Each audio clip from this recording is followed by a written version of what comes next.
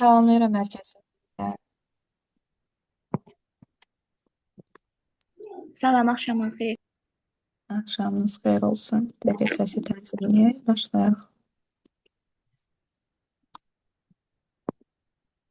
Müəllim, bir də sual vermək olar başlamamışdan qabaq.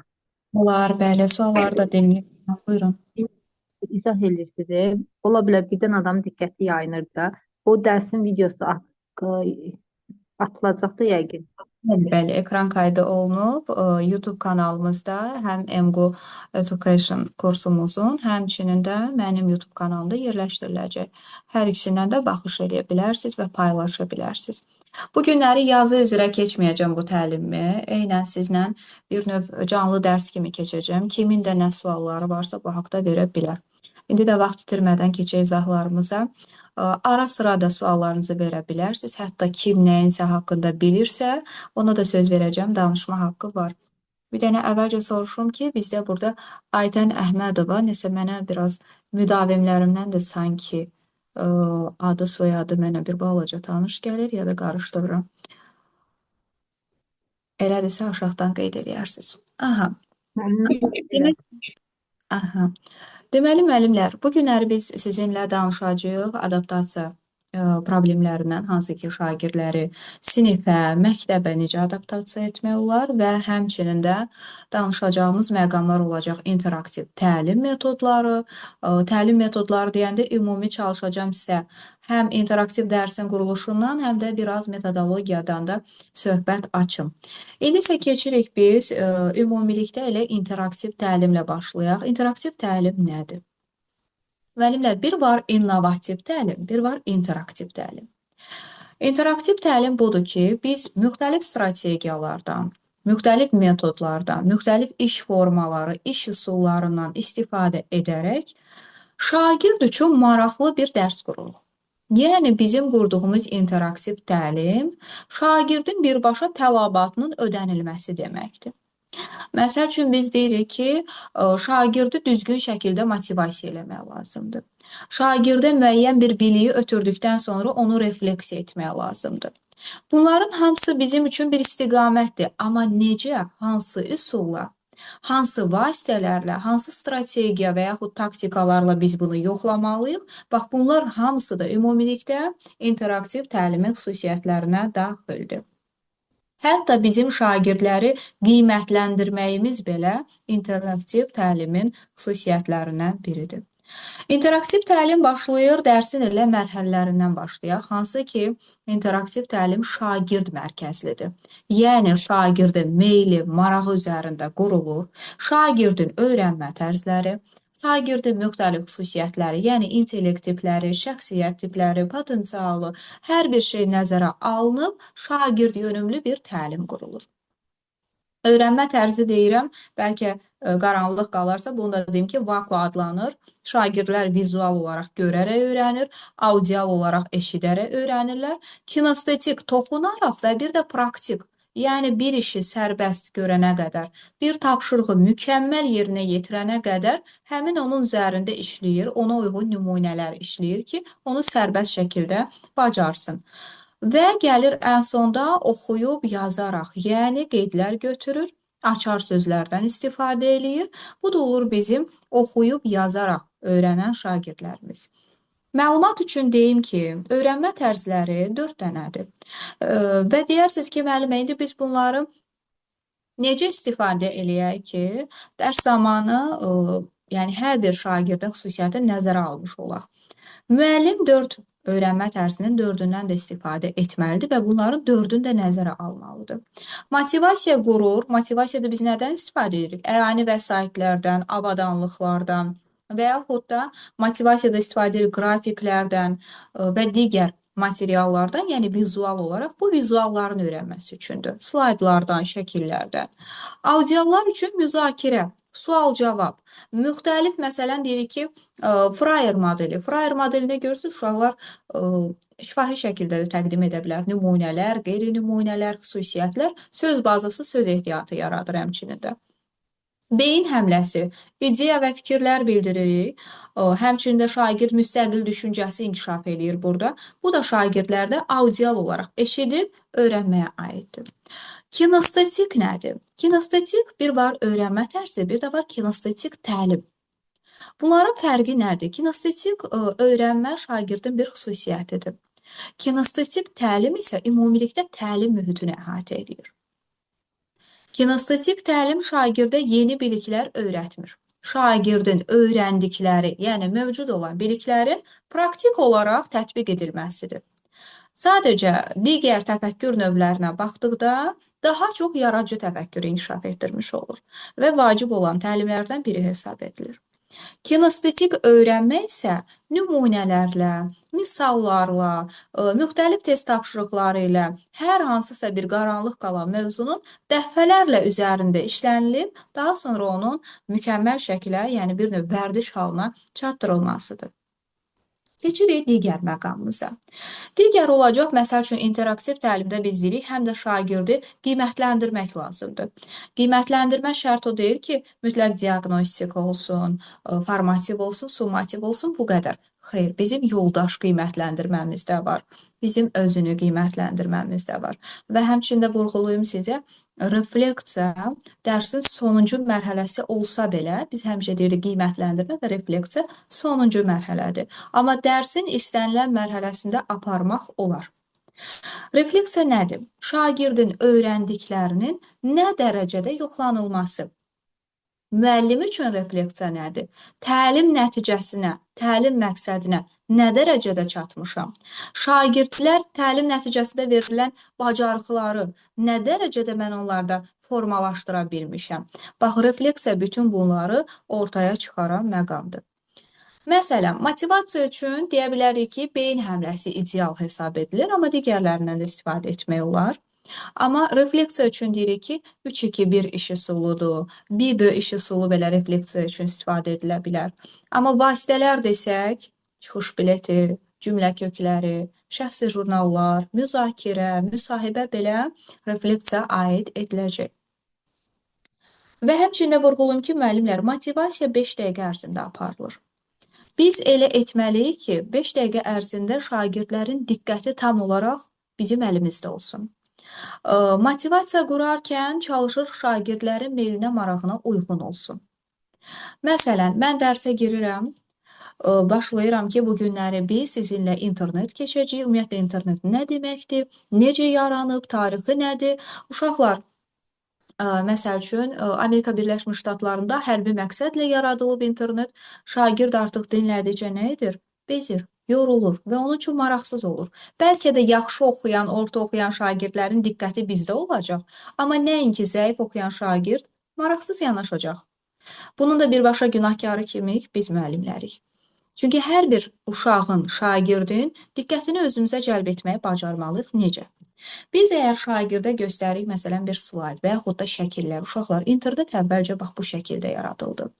Hərbidə daha çox nədən istifadə olunur uşaqlar? Oğlanlara sual veririk. Məsələn, falan filan silahlar, sursatlar, digər müxtəlif yeni silahlar. Məsələn, yeni silahlardan biz nələri tanıyırıq? Aha, bax o dövrdə də Amerika Birləşmiş Ştatları məhz ordusunun qalib gəlməsi üçün interneti yaradıbmış.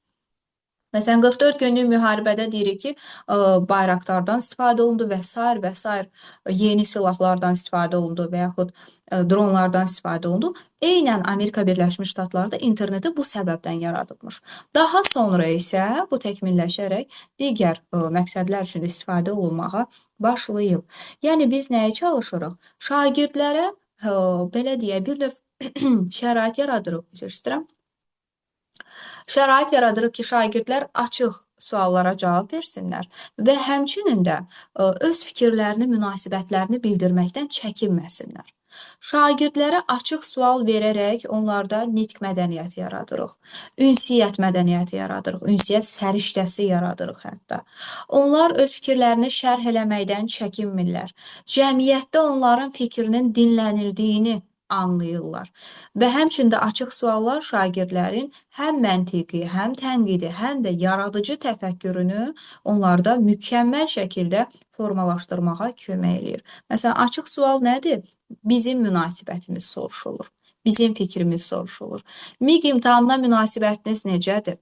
Sertifikasiya imtahanına münasibətiniz necədir? Hərəmiz bir cür cavab verəcəyik. Yəni, açıq sualların cavabı sonsuz şəkildədir. Amma qapalı sualların cavabı dəqiq, düzgün cavab olacaq. Məsələn, bunun belə bir qaydası var. Mən YouTube kanalda da deyirdim onu.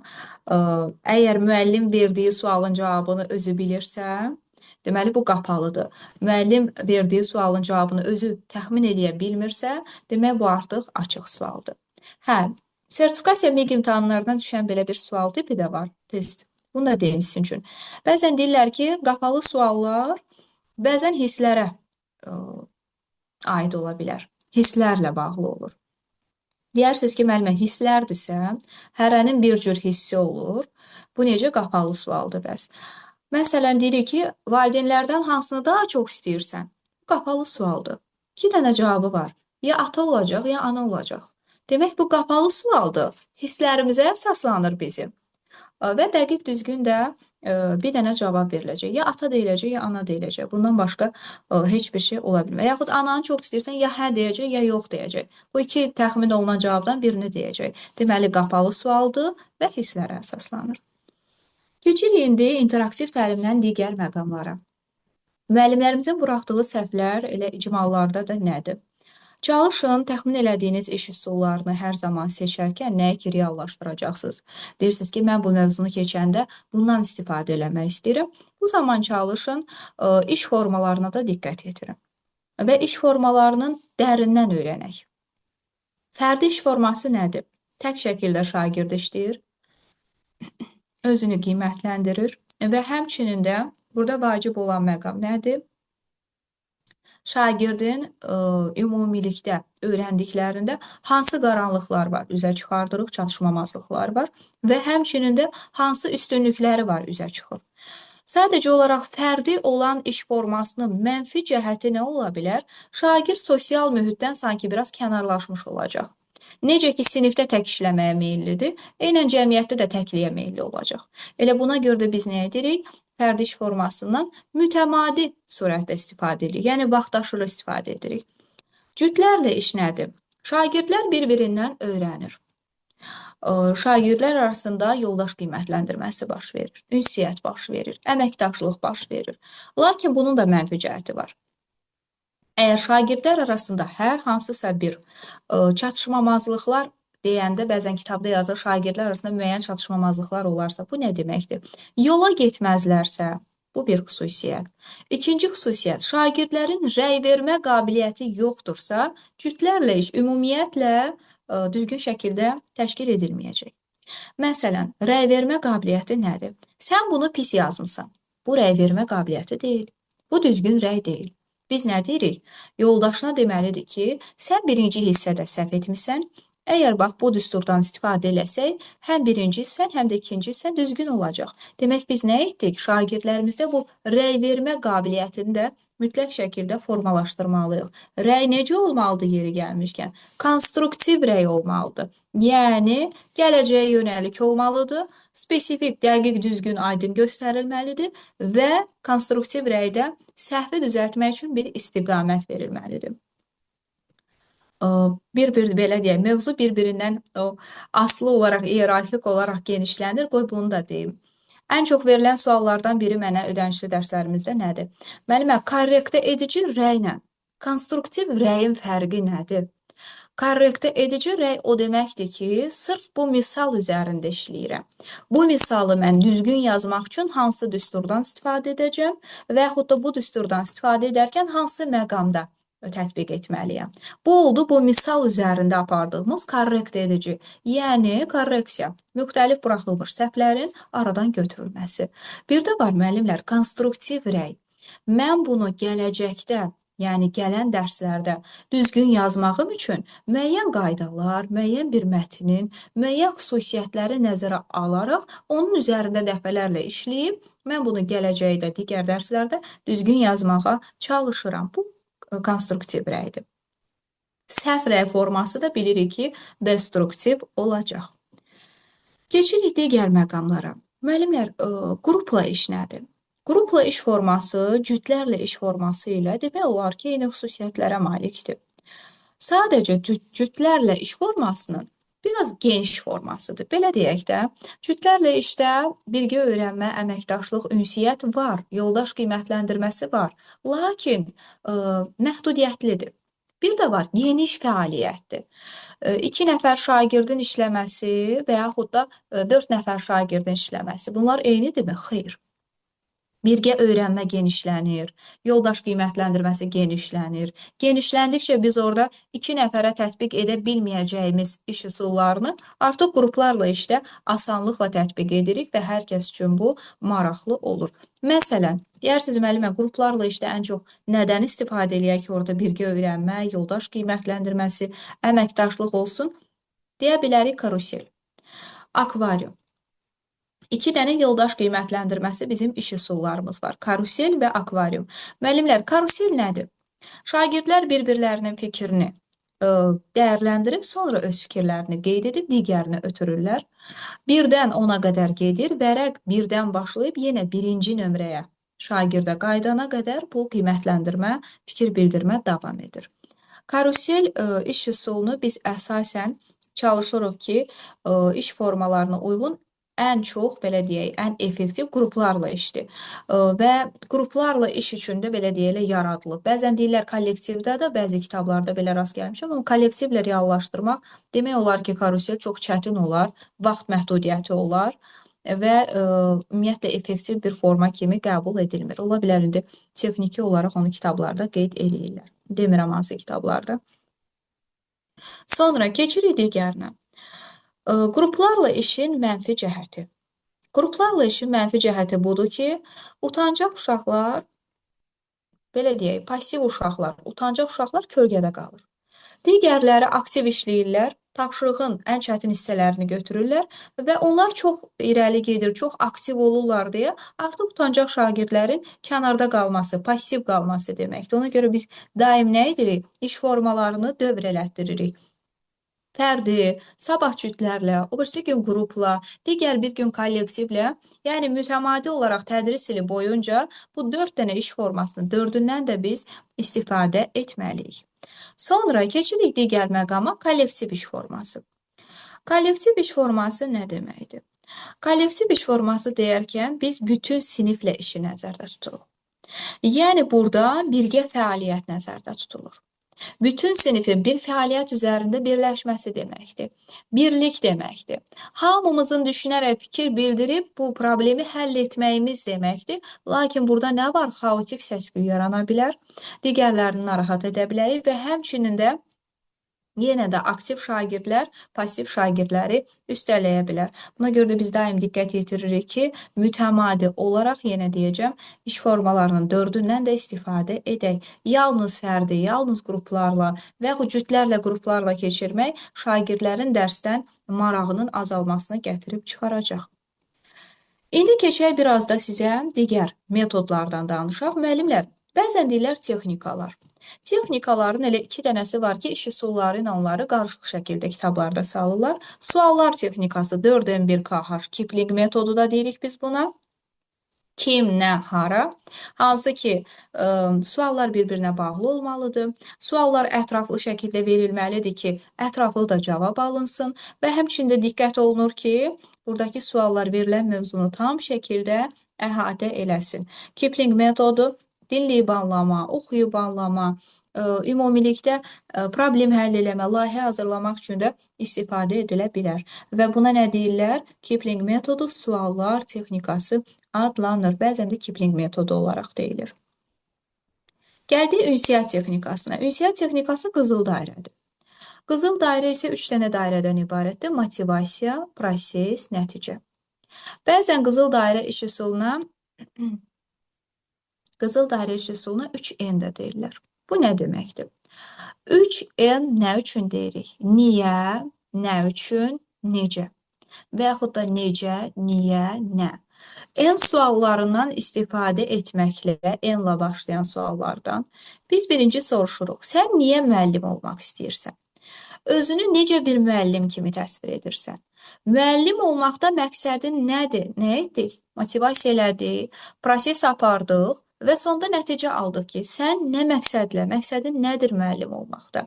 Deməli, bu nədir? Ünsiyyət qurduq biz. Ona görə də qızıl dairəyə golden circle da deyirlər, yəni ingiliscə Zoltaya kольцо da deyirlər elə rus dilində də. Yəni hər bir dildə qızıl dairədir. Sadəcə bəzən onu 3N kimi, əsasən də bizim dilə tərcümədə 3N olaraq qəbul edilir. Yenə dinləyib anlama, oxuyub anlama, problem həll etmək üçün ideal iş üsullarından biri hesab edilir. Müəllimlər, keçirik metod və metodologiyadan danışım. Metodlardan çoxdur məlumatınız, amma metodologiya ümumi metodların orada birləşməsi və ümumi bir toplusudur. Metodologiya deyəndə biz bir çox metodları sadalaya bilərik. Məsələn, illüstrasiya, hansı ki biz istifadə edirik əyani vəsaitlərdən, şəkillərdən, qrafiklərdən və s. Bir də var demonstrasiya metodu. Demonstrasiya nə deməkdir? Demonstrasiyanın əsas mənası budur ki, hər hansısa bir filmdən, hər hansısa bir kinodan, slayddan bir kiçik hissə, fraqment olaraq gətiririk. Hər hansı bir mahnı, əsərə uyğun bir mahnı dinlədirik. Bu nədir? Demonstrasiya adlanır. Amma illüstrasiya birbaşa şəkillərlə, qrafiklərlə, maketlərlə təqdim olunan bir metoddur. Keçirik indi digər məqamımıza, interaktiv təlimi biraz yekunlaşdıraq. Dərsimizin mərhələlərindən danışdıq. Dərsin əvvəllər 7 mərhələsi var idi. Motivasiya, tədqiqatın aparılması, informasiya mübadiləsi, müzakirəsi, ümumiləşdirmə və nəticə yaradıcı tətbiq etmə və qiymətləndirmə və refleksiya.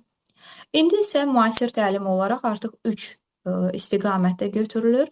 Motivasiya deyirlər maraq oyatma, tədqiqatın aparılması, mübadilə, müzakirə, ümumiləşdirmə və nəticəni bir yerə toplayıb deyirlər öyrənmə prosesi və sonda da deyirlər qiymətləndirmə və refleksiya. Yəni, demək olar ki, eyni istiqamətdir, sadəcə olaraq biraz qısaldılmış formada. Zaten biz deyirdik ki, 7 dənə mərhələsi olsa da dərsin, müəllim mütləq deyil ki, o